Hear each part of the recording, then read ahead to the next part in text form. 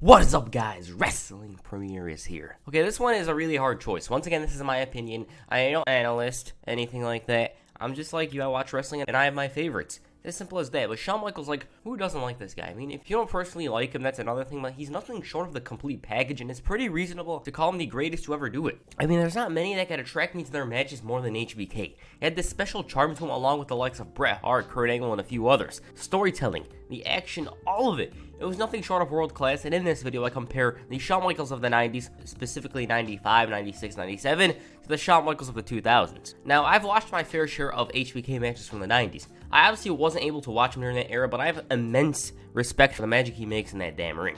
The way he charges to those ropes and hits that forearm, God, it's amazing. He was the one WWF relied on when Bret went away for a couple of months, and from an in-ring standpoint, he succeeded in that area. As for his promos, they were brash and epic, and I don't know about you guys, but HBK 97 was really magnificent. As for HBK of the 2000s, laid back, consistent, and a great hand. This was the HBK I grew up watching, and sure, he was a bit slower, but he was a much better storyteller in my opinion. His most memorable matches occurred in the 2000s, and yeah, looking back, his matches during his second run, they were probably more memorable. Either way, he was captivating, so for me to find out just who's better, well, in my eyes, we gotta look at the promos first. I will give you a show like you have never, ever seen before. Why? Because I can. Now, HBK's promos as a babyface in the 90s were a typical good guy ones, but he was more of a flamboyant babyface unlike Bret Hart. He was buddies with Vince, calling him Vin Mad, and that's something he was always doing during the 90s. Occasionally he showed some attitude, but he was mostly collected compared to his character as a heel. Keyword mostly, because other than the kids and the woman, I believe everyone disliked HBK. He was arrogant despite being a babyface, and whenever he crossed paths with Bret Hart, he showed his true self. So yeah, Shawn Michaels is a good guy. He was vibrant, confident in himself, and he didn't have much edginess in him unless he faced Bret Hart. As a heel, well, what the hell can we say about him? He might as well be the very best heel of the last 25 years, and once again, in your opinion, he's probably not for me, but I'm saying he's a viable contender. The promos. His promos had this fire and passion in them, and it felt like it was coming from a real place. Scratch that, but most of it was coming from a real place. He just went out there and did whatever the hell he wanted. Nothing was off limits with him. He was bold and for the most part very, and I mean very pushy. He was ranting on about how the World Wrestling Federation was out to get him and he's not rewarded for his efforts, and reading about this stuff later on. Like, I watched this stuff as a kid on YouTube, a bunch of it. You realize he's talking about the backstage stuff, like the real stuff. Like the Click and MSG, Sunny Days, all that stuff. You didn't know if he was shooting or cutting a promo. That's what made his heel promo so great. Shawn Michaels was straight up. He wasn't cutting one of those formulaic babyface promos or anything like that. He was 100% himself as a heel. Earlier on, he did show some of that fire, but this time around, he got to be more himself. Also, you guys know about that promo when he called out The Undertaker, knowing very well that Taker wasn't even in the arena.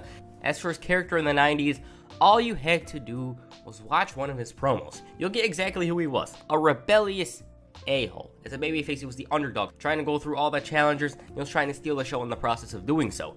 As a heel, he was selfish, treacherous, posturer that tried to run away from his problems, and when his problems did get in the way, he'd get some help from either Diesel or DX. His antics really made him seem like an obnoxious degenerate, and the ways Michaels tried pissing off the fans, that was something else. He embraced the hate he received from the fans, and Michaels was nonchalant. Like, whatever you say or even do to him, he didn't give a damn.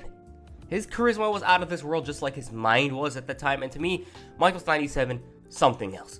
That's how I look at HBK. That's how I see him as a heel in the 90s. Like, I believe he's portraying this guy who uses people. He always had a manager or a couple of guys on his side, and he'd always use them for his gain. As for HBK in-ring skills, legendary. Bunch of classics he gave Razor Ramon, Jeff Jarrett, Kevin Nash, Mick Foley, arguably their best matches in WWE. What made him so good?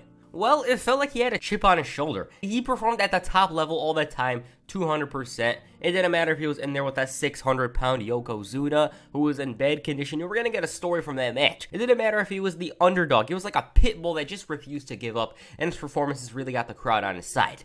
Overall, HBK from 95 to 97, he was truly a gem. The pace he had, the athleticism, world class. He was probably grade A punk on the outside of the ring, but in the ring, there was nobody that lacked any respect for the Heartbreak Kid. Simply put, Shawn Michaels was on another level inside and outside the ring during this time period. That's all I got to say about HBK. Legendary wrestler in his own right, especially in the 90s. So what do you think, HBK 97 or HBK of the 2000s? Well, we haven't given HBK of the 2000s a chance. So right now, the Heartbreak Kid, Shawn Michaels from the 2000s. I am a millionaire, and it's because of steps like you. Okay, this is the Shawn Michaels I grew up watching. The resilience, the breathtaking showstopper, the headliner, the main event, Shawn Michaels. In this run, he was pretty laid back and he was just having fun.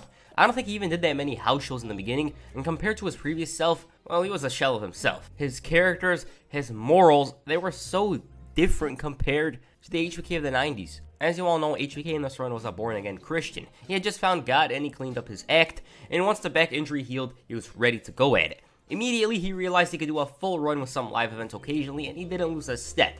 HBK to some was always the bright spot of WrestleMania. Like, sure, some WrestleMania might have been underwhelming, but he always delivered. Yeah, looking back, HBK in the 2000s, his WrestleMania matches from 19 to 26, I'd say barring 22, he had match of the night every year. Hell, that match in itself with Vince was awesome. Mr. WrestleMania wasn't just some kind of nickname to Shawn Michaels. He earned that moniker with his epic performances. Seriously, go watch any of those matches, including the Vince one. He didn't disappoint at all. Now, first of all, I'm going to cover his character during this run. As a heel, and this was only for a month, he was tremendous. He was hilarious, and he was hell-bent on triggering the Montreal faithful during that night. While the run was short-lived, Michaels gave us what was arguably his best promo. Who's your daddy, Montreal? He didn't even need to say anything or do anything, he would have been booed. And add to the fact that he didn't need to be obnoxious, yes, I'd say this is his best promo as a heel. It's a shame we never got to see a full-on HBK heel run in the 2000s, as I feel like he could have been way better this time around. And I personally think he was capable of doing something even better than he did previously without any of those antics that he used to do when he was with DX. Not that those antics weren't hilarious or entertaining, but I feel like he was capable of doing something without them. But it was never to be in with good reason. Well, I almost forgot, Michaels actually did give us a glimpse into his personality of the 90s when he sabotaged the Hulk Hogan match at SummerSlam. Now, as for HBK as a face, his promos were about humbling his opponent and making them realize that they're in the ring with one of the very best. For example, check out his segments in particular with Y2J and Randy Orton in 2003, something with John Cena in 2007, and he was all about being the experienced vet that was still able to hang in there with the very best nowadays. His promos with Triple H and The Undertaker showed that Michaels was able to channel that old HBK and try to piss off both men. Also, I gotta include Ric Flair in that one. He had this heel vibe to him in the promos with The Undertaker and Ric Flair, but he wasn't. As for his character as a babyface, first of all, he wore those leather pants or chaps in the second half of this run, and I'd say this is when he started to have some of his very best matches. His character this time around, calm in a way. He did let his actions speak louder than his words, and he did have an edge to him, like the program with Benoit or the one with Batista in 2008, and he occasionally bent or even broke the rules to get what he wants. So yes, his character was there, and I'm glad he had an edge to him, and he wasn't just a cookie cutter. And when necessary, HBK cheats to win. Now, to me as a kid, HBK's character was cooler than the word cool. As for his in-ring skills during this time period, the very best. Now, not to discredit the first half of HBK's return, but I'd say in terms of classics, I'd take 2005 to 2010 over 2002 to 2005. As goofy as that Hogan match was, I enjoyed it. HBK this time around was a bit slower, but his knowledge in the storytelling area grew. He wasn't charging at the ropes full speed like he used to, but the psychology was top-notch. He used to target the limbs of his opponents, and at the same time, he was stealing the show, hitting some aerial moves, the plancha, flying elbow, a bunch of stuff. It didn't matter if HBK was involved in a technical masterpiece or a brutal street fight. He brought the goods and then some, especially during those street fights. He brought out the aggression of 97 HBK, and it really made those no DQ matches something special. He delivered on all fronts and he didn't miss a beat. Sure, he was slower in a way, not that much, but it didn't matter in the grand scheme of things because he added a bunch of knowledge to his already large repertoire. So in a way, he was better this time around. So there's the HBK of the 2000s. Now as for who's better, it's your opinion. For me, I'd say it was HBK of the 90s. It felt like it was him against the world. He was out to prove that he was the very best in the business. He stepped on some toes to get there, sure. It was hard-headed and all that, but you can respect the hard work, the grind. His promos were seriously on another level. His matches were really great.